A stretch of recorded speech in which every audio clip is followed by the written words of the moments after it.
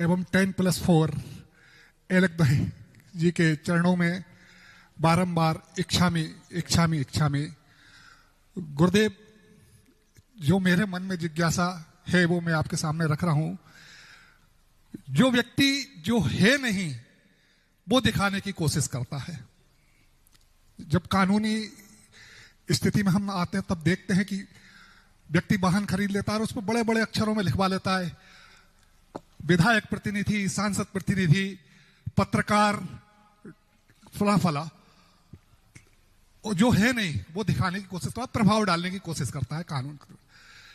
एक और गुरु जी देखने में आता है जब हम व्यवस्था करते हैं तो व्यक्ति जो निर्धारित नेम प्लेट है, निर्धारित नंबर, उसको नजरअंदाज करते हुए उस पर कहीं नमोकार मंत्र का स्लोगन लगा लेता है, कहीं जय जिनेंद्र लिख लेता है, कहीं महावीराय नमः लिख लेता है।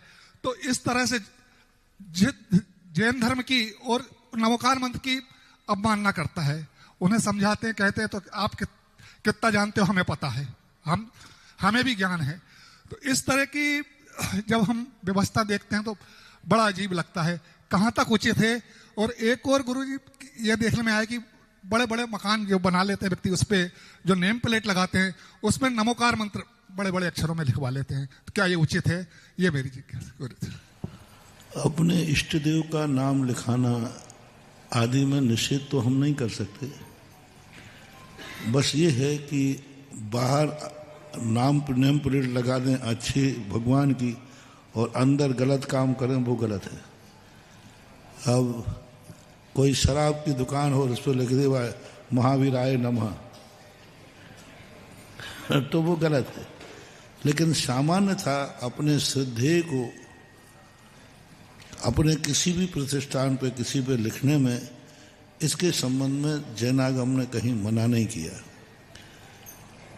पूज्यवर महावीर स्वामी आदिनाथ भगवान के संबंध में मिलता है कि भरत चक्रवर्ती अपने महल के सामने 24 घंटियों का बंधनवारा बांधता था और जब भी निकलता था तो उसके मुकुट से वो घंटियां टकराती थीं। तो दरवाजे पर वो 24 भगवानों का स्मरण करके नमस्कार करता था।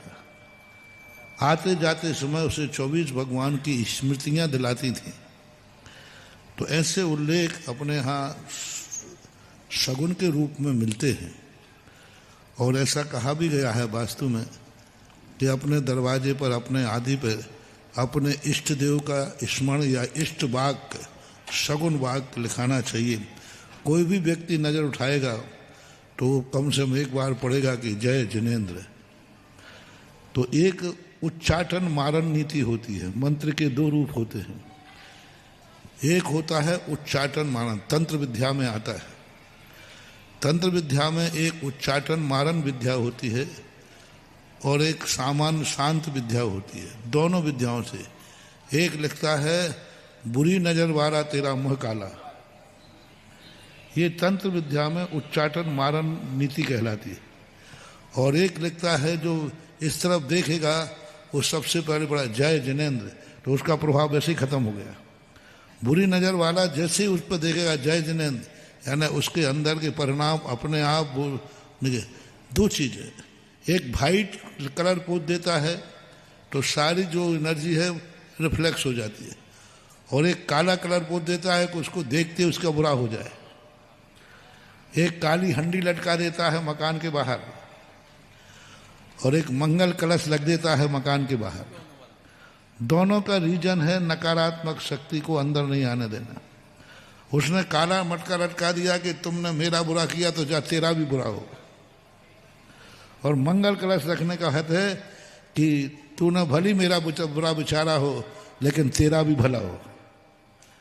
मंगल कलश लगाया तो मेरा तो होगा ही नहीं और तेरा भी भला हो। तो ये जो शांत नीति कहलाती है कि जो तो को काटा बोए ताए बोए तू फूल, इस प्रकार की जो स्थिति बनती है, तो ये इस नीति के माध्यम से ये प्रतिष्ठानों पर, गाड़ियों पर जो लिखे जाते हैं, इसमें कोई बाधा नहीं। आज प्रातःकाल ही हमने कहा मोबाइल से सदगति, नमोकार मंत्र की ध्वनि, और दूसरी नीति, जैसे मैंने कहा, जो तो को गांठा वो ताए वो तू फूल, ये एक नीति है। फूलों का गुलदस्ता रख दिया अपने मकान के बाहर। जो भी दुश्मन आए उस फूलों के गुलदस्ता को देख करके, शास्त्रों में कहानी आती है कि एक दुश्मन सांप काटने के लिए निश्चित किया, आज मैं उसको काटूंगा, मारूंगा।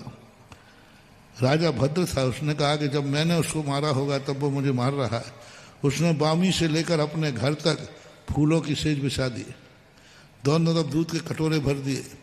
सांप अपने नियत समय पे आया, वो देखा कि ये क्या है, मेरा स्वागत के लिए इतना, वो चलता गया, वो तो उस महल के कमरे तक गया और राजा तो तैयारी था, वो आके देख कर दीपक लेके बैठा था। सांप आया और वो आरती उतारने लगा, हे नागराज, मैंने तुम्हारे साथ कोई दुर्व्यवहार किया था, आज तुम उसका बदला लेने आए हो, रास्ते में कोई कष्ट तो नहीं हुआ, और आप अपना बदला लेकर मुझे उरण कीजिए। सांप देख के दंग रह गया, बोले जो व्यक्ति मेरे दुश्मन मान रहा है फिर भी मेरा स्वागत, सांप बिना बदला लिए चला गया। ये भी दुश्मन को शांत करने की नीति है।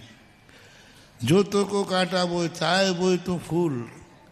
और एक दूसरी तंत्र विद्या है, जो तो को काटा वो चाहे वो तू भाला, वो भी साला याद करेगा पड़ा किसी से पाला। ये भी नीति है।